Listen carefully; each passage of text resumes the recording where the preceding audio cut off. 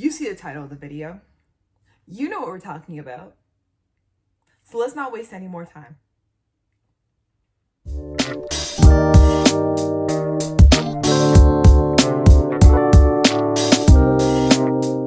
Okay guys, if you are new to my channel, hi, my name is Taylor. What's up? What's good? Don't forget to hit subscribe button down below.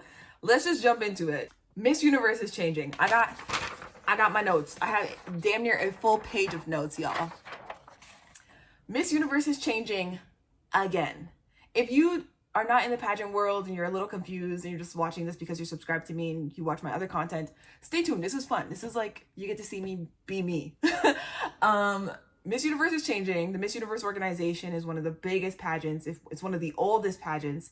And I love competing in pageants. I started competing in 2015.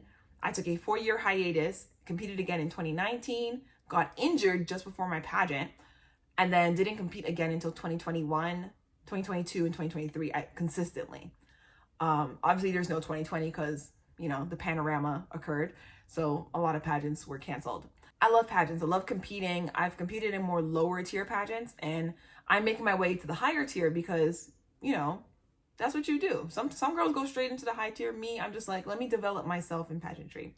So that's a bit of my pageant history, so you kind of have an idea. In 2022, they made the announcement that in 2023, they are now going to allow married women, women with children, and pregnant women to compete in these pageants. Now, you're probably saying like, well, Taylor, that should already be. That's not how it was. Pageant systems have been very restrictive in terms of who can compete. Some pageants have height restrictions or weight restrictions. Good grief. You know, they have their restrictions, and you have to, you know, meet these qualifications to even compete nationally before you can compete internationally. Again, this is background information for those who don't know. So they have age restrictions as well. Now, when they announced that married women and unmarried women can compete together, and women with children and women who are pregnant can compete all in one pageant, it's like, whoa, this is a huge change, because no other pageant in like the big 4, big 5 pageants allows this. The other thing that happened last year was the announcement that Miss Supranational was extending their age range. So they went from 18 to 28 to now 18 to 32, which were like, yo, this is amazing. Every pageant system, the big ones, should change their age range, because typically the age cutoff is 26, 27, or 28 for the bigger pageants. Other pageant systems that are more like, I'm not gonna say lower tier, but like not as big and famous, they tend to have wider age ranges. And if they don't have a wider age range, they have more divisions. They have the Miss, the Ms, the Mrs, the Teen, all of that jumbled up into one. Unfortunately, for the bigger pageants, it's one division and that's that. So over the years, girls have also complained like, hey, 28 is too young. Like, we don't expire after 28. We should still be able to compete. But the JKN group decided, hey, you know what? The first change we're going to do is allow married women and women with children and pregnant women to compete. Amazing change. Amazing. Now this year, yesterday, it dropped from the Miss Universe organization that we are now going to remove the upper age limit. Any adult woman from the age of 18 up to infinity and beyond can compete at Miss Universe. Say what now? So instead of just extending the age limit, they completely removed it. 18 plus.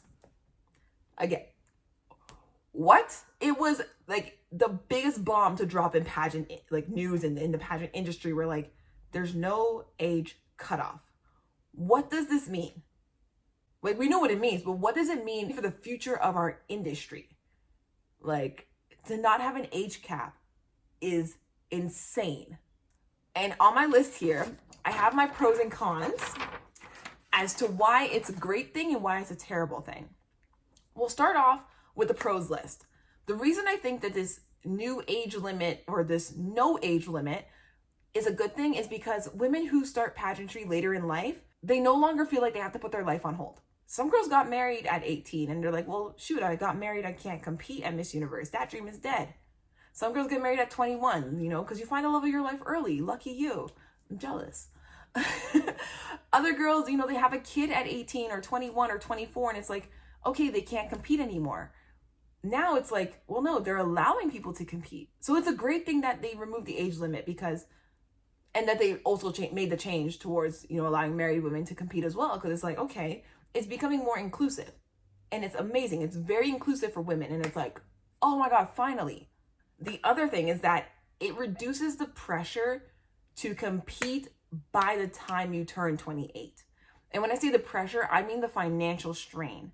So typically, if you're 23, 24, fresh out of university, or even 21, fresh out of university, and you're competing in pageants, pageantry is expensive. We all know it. Pageantry is expensive.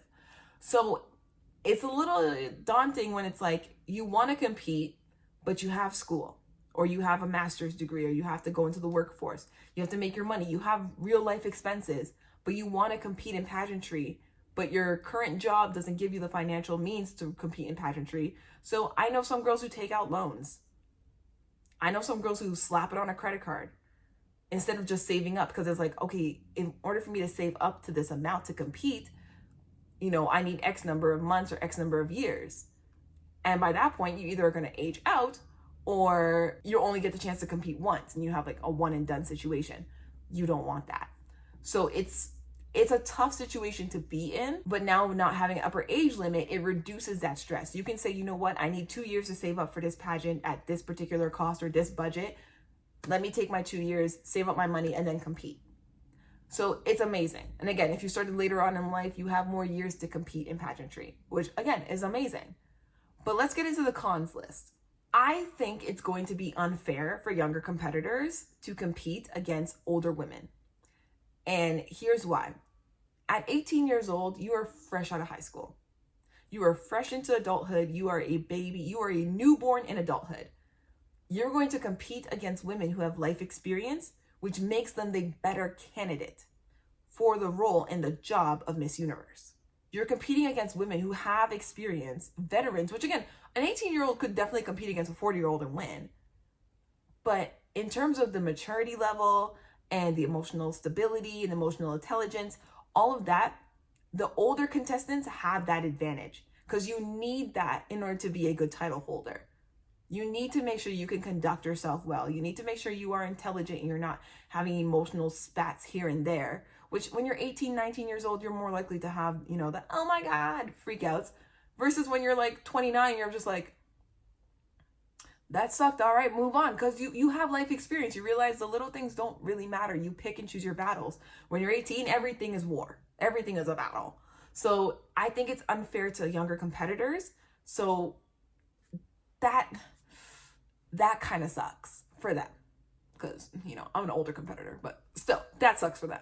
The other thing that makes this age change, or this age limit, or no limit, like I said, a bit of a con, is that it can become a money grab. And everyone knows Miss Universe organization is kind of in a money situation right now. It's in the press, it's in the news, it's around. We hear the talks and everything. So I think some franchises, not necessarily the Miss Universe organization is going to be a money grab. It's the franchises of certain countries, I think, are going to be like, oh, now we can accept anyone. And they'll take like a 6-year-old woman's money, have her compete against an 18-year-old and crown a 22-year-old. You know what I mean? It's like they already know, like, well, she's not going to win. We don't want her to win. Everyone has different beauty standards based on where in the world you live. Some people like paler contestants. Others want more darker skin contestants. Some want tan. There's biases. So with the biases of your beauty standards, it can be an advantage for some and a huge disadvantage for others. So to have an 18-year-old compete against a 60-year-old, it could be like, we're going to take the 6-year-old and give her these hopes and dreams that she can win, but they know, hey, she's not going to win. Grandma can come through and sweep all y'all. Let's be real. It's not just about the physical looks. The Miss Universe job is a good job. You're a role model. And honestly, I'd rather listen to a 6-year-old woman any day before I listen to an 18-year-old. Because what is the 18-year-old going to teach me versus what a 6-year-old is going to teach me? And to show me how to be a graceful woman and a woman of elegance and a woman of poise.